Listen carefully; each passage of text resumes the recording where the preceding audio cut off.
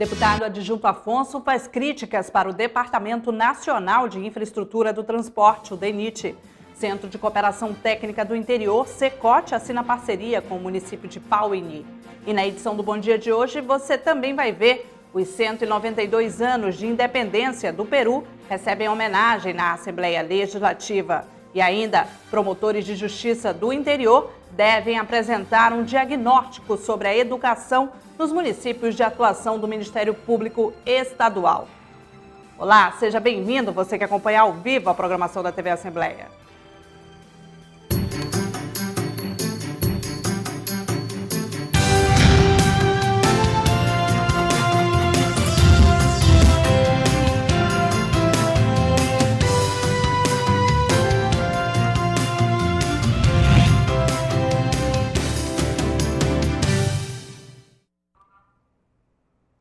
Deputado adjunto Afonso faz críticas para o Departamento Nacional de Infraestrutura do Transporte, o DENIT. Para o parlamentar, o órgão não dá a devida atenção ao Amazonas. Um exemplo disso são as condições das rodovias do estado. Durante discurso na tribuna da Assembleia Legislativa, o deputado adjunto Afonso levou críticas ao Departamento Nacional de Infraestrutura do Transporte, o DENIT. O parlamentar levantou a questão dos serviços prestados pela empresa EMPA ao DENIT na conservação das estradas amazonenses, como a rodovia BR-230, mais conhecida como Transamazônica. A empresa EMPA é uma empresa que já está há mais de 10 anos dando conservação nesse trecho da Transamazônica que liga o Maitá à Lábrea. E que apenas essa empresa ela presta o serviço que ela faz de conservação atende a 2, 3 meses. E os outros 9 meses do ano a população fica privada desses serviços. Hoje essa ligação é importante para o município de Lábrea, para os outros municípios da região. Afonso disse ainda que decidiu fazer a denúncia sobre a situação após receber relatório dos vereadores do município de Lábrea. Ainda num discurso, o deputado apontou a situação do Rio Madeira, que não recebe sinalização há pelo menos 15 anos, o que tem trazido muitos prejuízos para a região. Recebi uma comunicação do DENIT que uma empresa ganhou a licitação e que começaria o balizamento, a sinalização agora em julho. O Sindicato dos Armadores me ligou o presidente dizendo que nada começou ainda. E as balsas já começam a ter problema de encalhar, rebocador. E aí você que tem a sua frota, o armador, ele fica com receio de ir para lá, porque ele vai acabar. Ele pode deixar um empurrador no seco, pode deixar uma balsa que ele vai ter um prejuízo o ano todo. Ainda de acordo com o parlamentar, o DENIT precisa realizar 2 ações. A primeira é melhorar a seleção das empresas para a prestação dos serviços. E a outra é fiscalizar de perto o trabalho feito pelas mesmas. Adjunto disse também que vai convocar o DENIT para apresentar informações sobre a situação. A Assembleia firmou uma parceria entre o Centro de Cooperação Técnica do Interior e o município de Pauini para a readequação da lei orgânica e o regimento interno da Câmara. O presidente da Casa, deputado Josué Neto, e o vereador Antônio Venâncio assinaram o termo de cooperação. A Assembleia Legislativa do Amazonas tem intensificado o programa de capacitação e assessoramento técnico-jurídico, o Cecote, no sentido de atualizar os regimentos internos e as leis orgânicas das câmaras municipais do interior do estado. Já são mais de 40 municípios entre câmaras municipais e prefeituras que receberam o auxílio para a readequação da lei orgânica e a atualização de regimentos das casas legislativas municipais. Durante a manhã de hoje, foi a vez do município de Pauini, distante 915 quilômetros da capital. O presidente da Câmara Municipal da cidade, vereador Antônio Venâncio, assinou o termo de cooperação técnica junto com o presidente da Casa, deputado Josué Neto. Agora, com o apoio do Cecote, o apoio da Assembleia Legislativa, é uma satisfação enorme para mim, como presidente, ter essa oportunidade de estar pegando essa mão amiga da Assembleia Legislativa do Estado do Amazonas. O presidente da Assembleia Legislativa do Estado disse que a reformulação da lei orgânica deve contribuir para dar maior celeridade ao trabalho desenvolvido por várias esferas do poder, principalmente na questão judiciária. Já assinou o termo de adesão tanto da lei orgânica do município quanto do regimento interno. E isso, como nós sempre temos a oportunidade de falar, é de extrema importância para a relação da Câmara Municipal com o Executivo, no caso com a Prefeitura do município de Pauini, e também com as demais instituições, com o juiz de direito da comarca, com o promotor público que tem no município, com o delegado, né, enfim. Josué lembrou ainda que a reformulação da lei orgânica são apenas sugestões desenvolvidas pela Casa, mas, segundo ele, são os vereadores que devem aprovar e promulgar as mudanças. São apenas sugestões, né? Nós estamos apresentando algumas sugestões nas mudanças das leis, tanto da lei orgânica quanto do regimento interno. E que, na verdade, são os vereadores do município que têm o poder de decidir, de opinar e de promulgar essas leis. Somente nos 6 primeiros meses deste ano, a equipe do SECOT visitou cerca de 15 municípios do interior do estado, orientando vereadores e funcionários das casas legislativas municipais a respeito da lei orgânica e dos regimentos internos das câmaras. Para comemorar a passagem dos 192 anos de independência do Peru, a Assembleia Legislativa vai realizar uma sessão especial amanhã, dia 6 de agosto, no plenário Rui Araújo. A proposta de homenagem é do deputado Adjuto Afonso. As relações diplomáticas entre Brasil e Peru foram estabelecidas em 1826, no governo peruano de Simão Bolívar, com o envio de José Domingos Cáceres como primeiro encarregado de negócios ao Rio de Janeiro. Hoje, o Brasil mantém uma embaixada em Lima e um vice-consulado em Iquitos. O Peru também mantém embaixada em Brasília e 4 consulados localizados em Manaus, Rio Branco, Rio de Janeiro e São Paulo. Nós temos uma relação histórica com o estado de Amazonas. Por mais de 100, 200 anos, a vinculação entre a comunidade peruana de Loreto, Ucayali, as regiões do norte do Peru e o estado de Amazonas é e ha sido muito intensa. A homenagem prestada pela Assembleia é inédita. De acordo com o cônsul-geral do Peru, Eduardo Rivoldi Nicoli, há muitas parcerias entre o Brasil e o Peru. Porém, os laços precisam ser estreitados através de linhas comerciais diretas de transportes aéreos e fluviais. De acordo com o consulado peruano, há aproximadamente 15 mil peruanos residindo no Amazonas, dos quais 5 mil são cadastrados. Como representantes do Peru em Manaus, é a de fortalecer esta relação. A comunidade peruana em Manaus é uma comunidade pujante, com muitos profissionais, médicos, engenheiros, técnicos, petroleros, químicos e comerciantes, que desenvolvem uma vida muito intensa em el estado de Amazonas. A sessão especial comemorativa de 192 anos de independência do Peru será realizada no dia 6 de agosto, às 11 horas, no plenário Rui Araújo da Assembleia Legislativa. Vamos ver agora a previsão do tempo para hoje.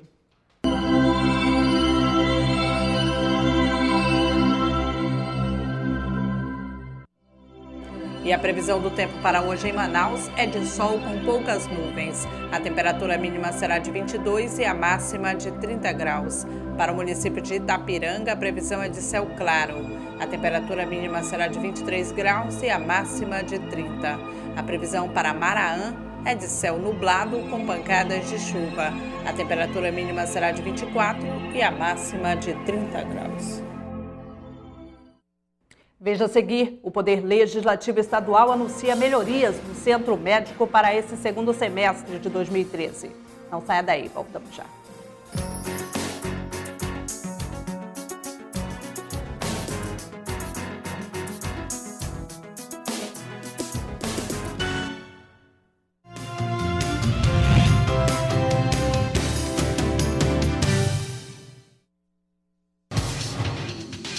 Quer saber mais sobre o que está acontecendo na Assembleia Legislativa? Acompanhe seu deputado também pelo site, onde você encontra a agenda de eventos, notícias do parlamento e muito mais. Acesse www.aleam.gov.br. Assembleia Legislativa, cuidando da nossa gente.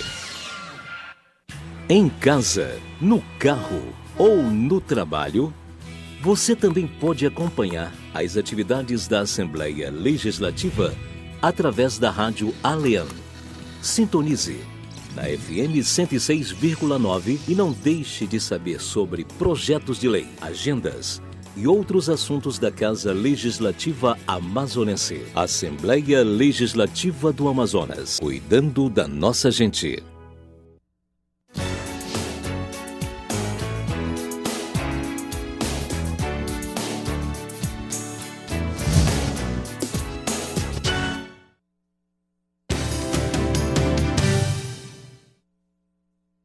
Estamos de volta com o programa Bom Dia.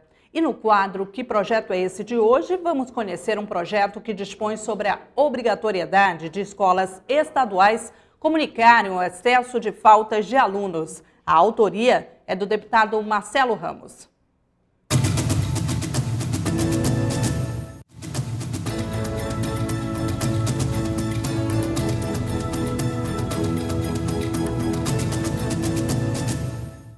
Nós temos um problema grave, que é o problema da evasão escolar. E a evasão escolar, em regra, ela começa com o excesso de faltas. É preciso que a escola esteja atenta ao comportamento do aluno no que diz respeito à falta, para que possa, em diagnosticando um excesso de faltas, agir com um trabalho multidisciplinar, com assistente social, com psicólogo, ver o problema que está acontecendo, que pode ser psicológico, que pode ser comportamental, que pode ser financeiro, e aí entra a necessidade de programas de assistência estudantil, de forma a gente tentar combater e diminuir a evasão escolar. Portanto, a SEDUC terá a responsabilidade, através da direção da escola, de acompanhar isso e de, em detectando excesso de faltas, encaminhar equipes multidisciplinares para tentar resgatar esse aluno para a sala de aula.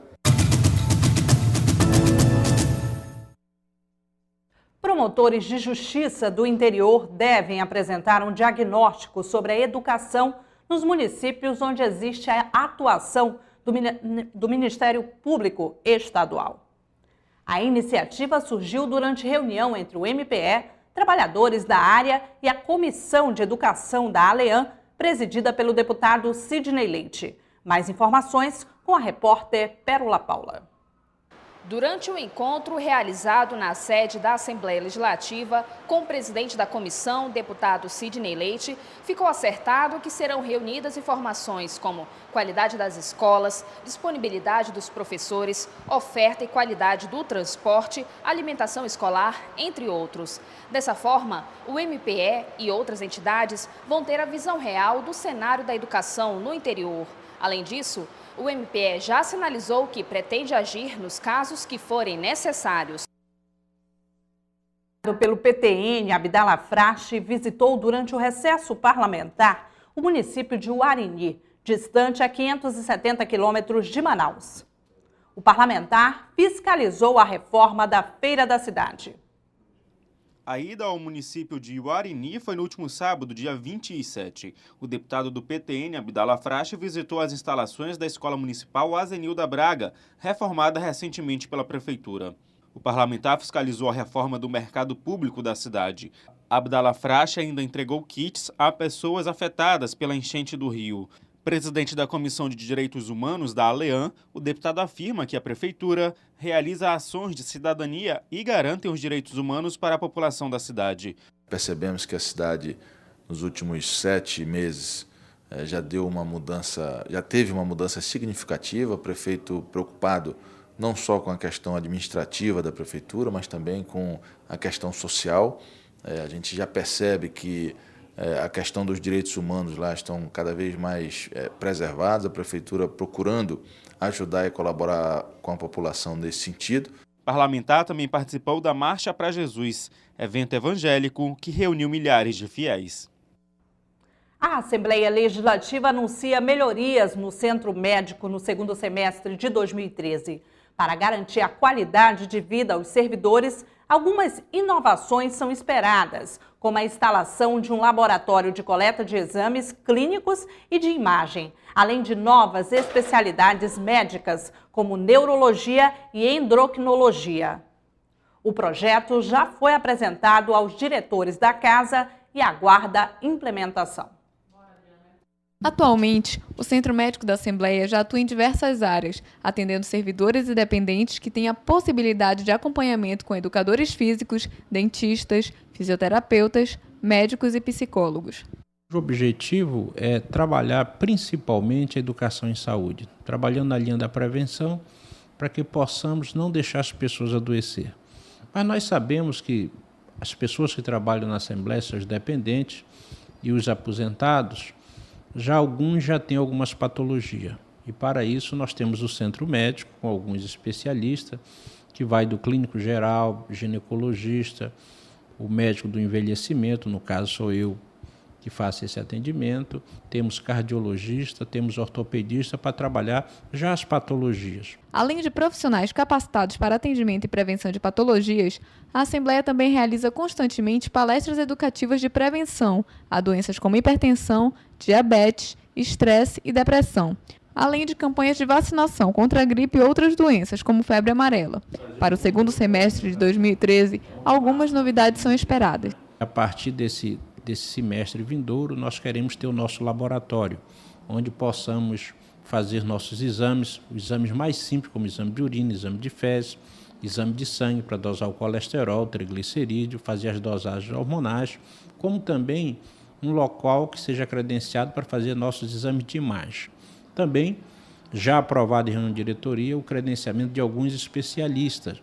Estamos tentando credenciar algumas especialidades que nós não temos naturalmente aqui na nossa estrutura. Por exemplo, hora e vez nós precisamos do endocrinologista para ver glândulas, para ver problema de mama, e aí é preciso ter um profissional desse naipe credenciado. Outra vez precisamos de urologista, temos um grupo de homens que precisa periodicamente fazer essa avaliação urológica. Queremos credenciar um urologista. E assim por diante, um gastroenterologista, um neurologista. Então, alguns especialistas que possam complementar o nosso atendimento. Ainda no segundo semestre, será realizada a Semana da Mulher, com a disponibilização de exames como mamografia e ultrassonografia, e a Semana do Homem, com a realização de consultas e exames de próstata. Vamos agora com o quadro Sala de Imprensa.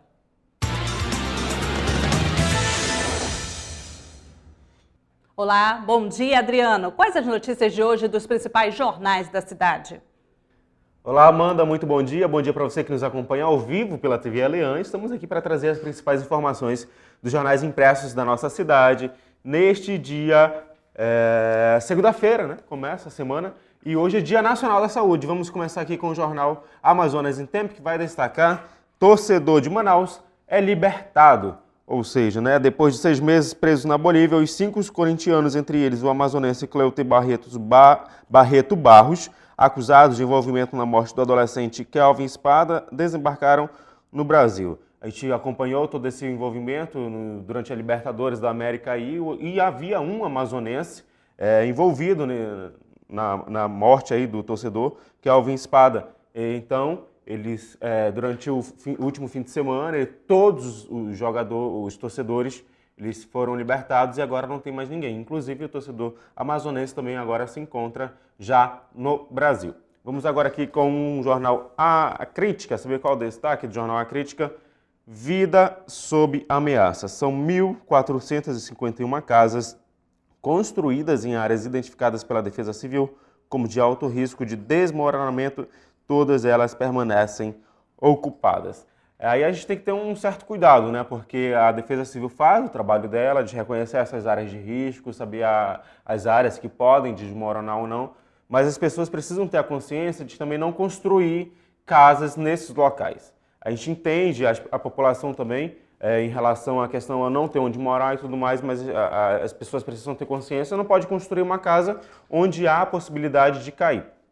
Tá certo? Então a Defesa Civil fez esse trabalho e aí identificou 1.451 casas que correm o risco aí de desabar, e essas casas estão em área de risco identificadas pela Defesa Civil do Amazonas. Vamos aqui com o Jornal Diário do Amazonas, saber qual o destaque.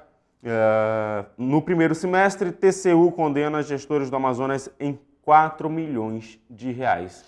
Esse é o destaque do Jornal Diário do Amazonas, e o TCU, Tribunal de Contas da União, identificou aí, foram mais de 4 milhões, o Diário do Amazonas faz um balanço aqui do primeiro semestre, mais de 4 milhões de reais foram aplicados em multas a prefeitos do interior do Amazonas. Vamos destacar aqui, quem tem destaque aqui na verdade é o prefeito Adair Pinheiro, de Coari. Só ele aí foram pelo menos 3 multas, uma de 300 mil, outra de mais de 1 milhão de reais, e outra na base aqui, 340 mil, 135 mil e 33 mil. Então, quem tem um destaque pelo TCU é o prefeito Adair Pinheiro. É bastante criticado e responde na justiça aí por vários crimes. Amanda, essas são as informações. Eu fico hoje por aqui e amanhã eu volto com outras notícias. Bom dia para você e boa semana. Muito obrigada por todas as informações, Adriano. Eu espero você amanhã aqui no programa Bom Dia. E hoje, às 9 horas, no plenário Rui Araújo, o deputado Luiz Castro homenageia o agricultor em uma sessão especial. E o Bom Dia termina aqui. Você que ficou conosco até agora, muito obrigada pela sua audiência. Para sugestões de matérias, envie um e-mail para bomdia@leam.gov.br. Para conferir a reprise desse e de outros programas da TV Assembleia, acesse o canal Aleam no YouTube. Continue com a nossa programação e até amanhã no próximo programa. Tchau, tchau.